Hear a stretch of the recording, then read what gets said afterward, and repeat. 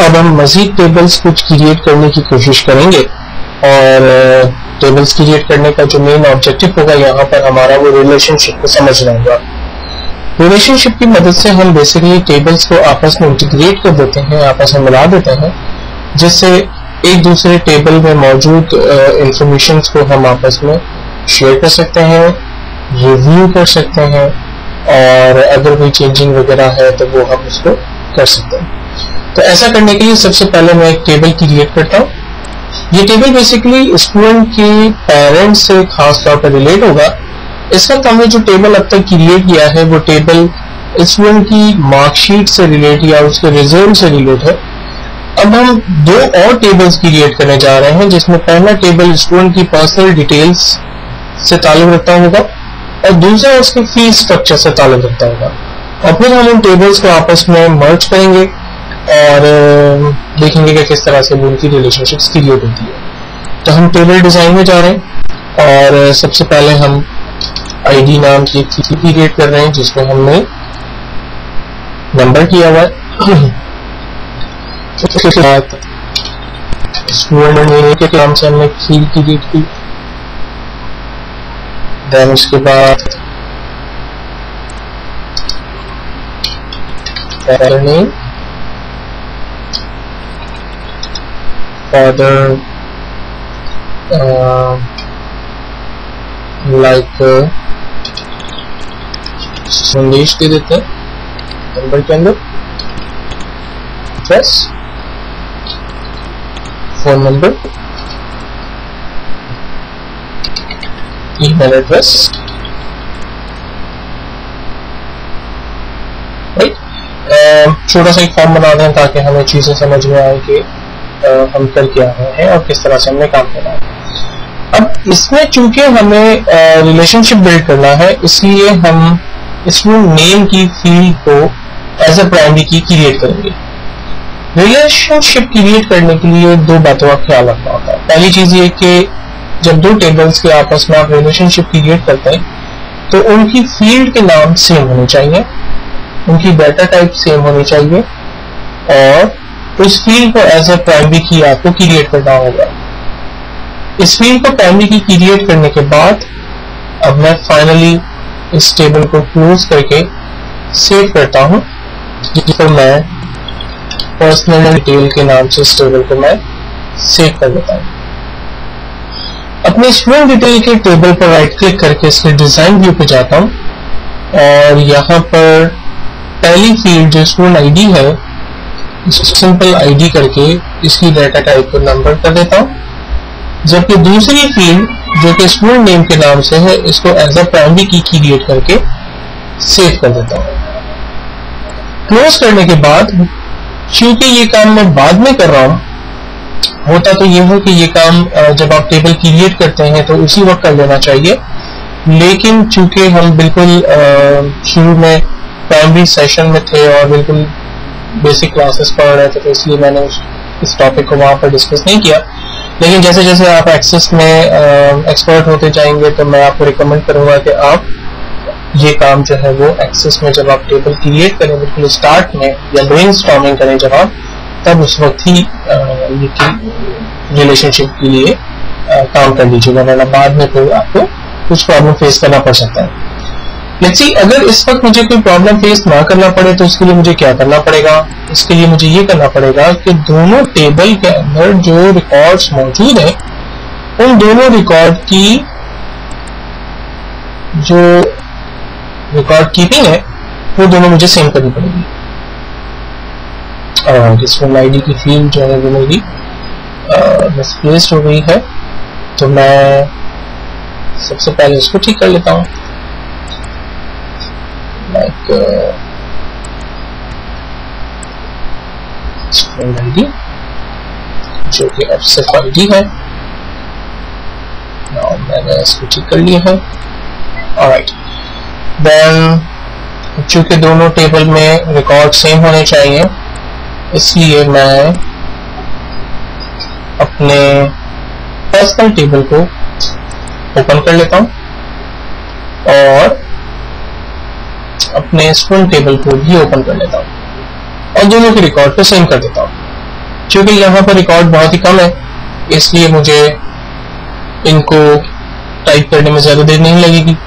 लेकिन अगर आपने रिलेशनशिप शुरू में क्रिएट नहीं की और आपने बहुत ज़्यादा रिकॉर्ड्स ऐड कर दिए तो फिर डेफिनेटली आपको ये प्रॉब्लम फेस करना पड़ सकता है। लाइक मेरे पास फर्स्ट स्टूडेंट है अली, फादर नेम दिया, एज भी हम ड्रॉप डाउन के जरिए जो है वो डिफाइन कर सकते हैं, जो हमने पहले दिया था उसी तरह से आप क्रिएट कर सकते हैं। अदरवाइज आप जो है वो बाद में भी कर सकते हैं।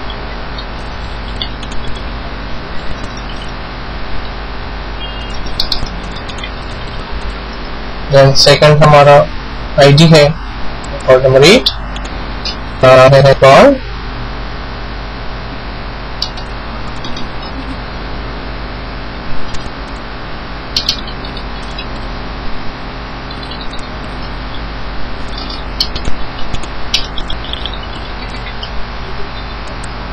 थर्ड रिकॉर्ड टाइप कर लेते हैं।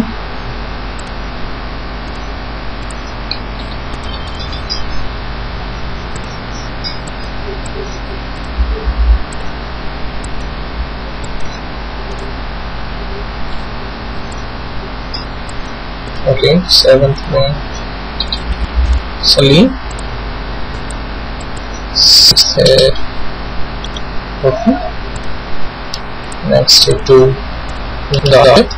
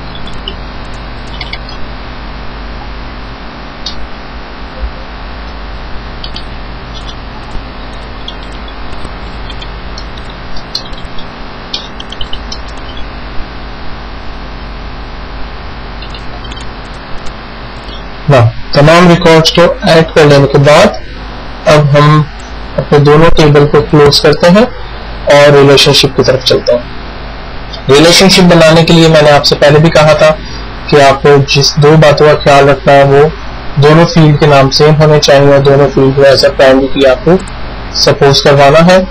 तो हमने अपने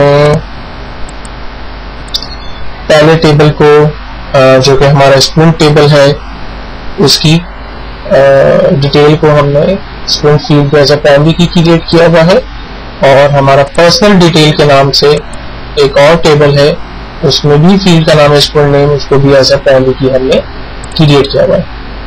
ये दोनों काम कर लेने के बाद अब हम डेटाबेस टूल्स में जा रहे हैं इसके टैब पर और यहाँ पर ऑप्शन अवेलेबल है रिलेशनशिप। रिलेशनशिप पे क्लिक करने के बाद दोनों टेबल हमारे पास मौजूद है। अगर ये दोनों टेबल आपके पास प्रॉपर्ली ओपन हो तो ठीक है और अगर ओपन ना हो तो आप शो टेबल पे जाकर क्लिक करते हैं और यहाँ से आप अपनी मर्जी का टेबल सिलेक्ट करते हैं। मिसाल के तौर पर अगर मैं इस टेबल को यहाँ इस वक्त हाइड कर देता हूँ, आमतौर पर स्क्रीन जो है वो कुछ इस तरह की होती है। अगर कोई टेबल ना आ रहा हो तो आप शो टेबल पे क्लिक करते हैं। मुझे स्टूडेंट टेबल और पर्सनल डिटेल के टेबल चाहिए थे। दोनों टेबल पर मैंने डबल क्लिक किया, दोनों टेबल यहाँ स्क्रीन पे मुझे नजर आ रहे हैं। अब मुझे पर्सनल टेबल का लिंक स्टूडेंट नेम के साथ क्रिएट करना है तो मैंने इस फील्ड को जस्ट क्लिक किया और ड्रैग करते हुए मैंने दूसरे टेबल पे जो स्टूडेंट नेम की प्राइमरी फील्ड है उसको पे लाके ड्रॉ कर दिया। ऐसा करने के बाद हमारे पास एक विंडो ओपन होती है जो कि एडिट रिलेशनशिप के नाम से होती है और इसमें ये हमें कहता है कि हम स्टूडेंट नेम की फील्ड का रिलेशन दूसरे स्टूडेंट फील्ड की नेम के साथ क्रिएट कर रहे हैं और दोनों टेबल के नाम अलग हैं, जैसे स्टूडेंट डिटेल और पर्सनल डिटेल। और अब हम जब रिलेशन क्रिएट कर रहे हैं तो हम इसको इन्फोर्स कर रहे हैं रिलेशनशिप इंटीग्रिटी, दोनों को रिलेशनशिप इंटीग्रेट कर रहे हैं। और हम कहते हैं कि रिकॉर्ड दोनों अपडेट भी हो, यानी एक जगह पर जब अपडेट हो तो दूसरी जगह पर भी ऑटोमेटिकली अपडेट हो, एक जगह पर रिकॉर्ड अगर डिलीट हो रहा हो तो दूसरी जगह पर भी ऑटोमेटिकली डिलीट हो जाए। ये तीनों चेक बॉक्सेस पर चेक लगाने के बाद फाइनली हम जब क्रिएट के बटन पर क्लिक करते हैं तो हमारा ये रिलेशनशिप कंप्लीट हो जाता है। रिलेशनशिप कंप्लीट होने के बाद हम इस रिलेशनशिप की विंडो को क्लोज करते हैं तो हमारे पास सेव की एक विंडो आती है जहां पर हम इस रिलेशनशिप को सेव करते हैं।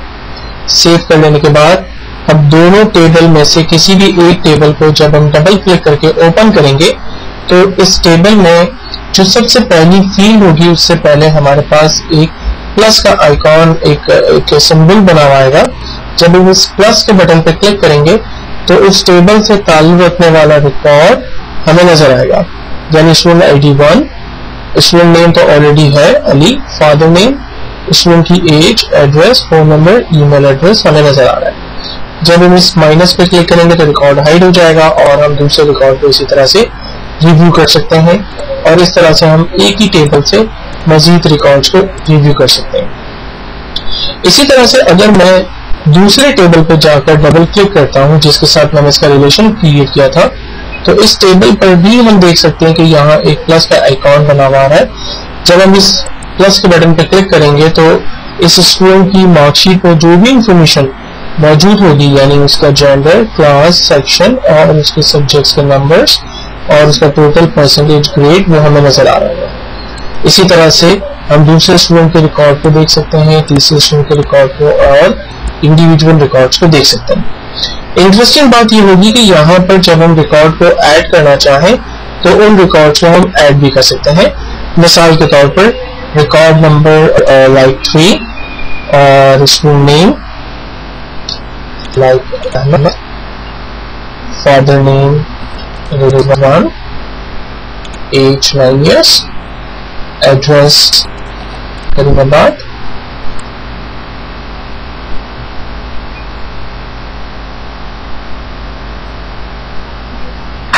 relationship number, and then finally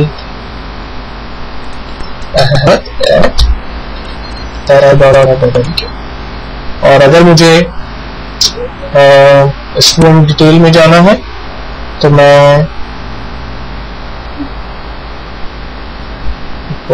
table student detail, okay, यह हमें कहता है कि स्टूडेंट डिटेल की टेबल में जाकर हमें रिकॉर्ड ऐड करना होगा तो हम इसको यहाँ पर क्लोज करते हैं और स्टूडेंट टेबल के रिकॉर्ड पर जाकर हम वहां से रिकॉर्ड को ऐड कर सकते हैं।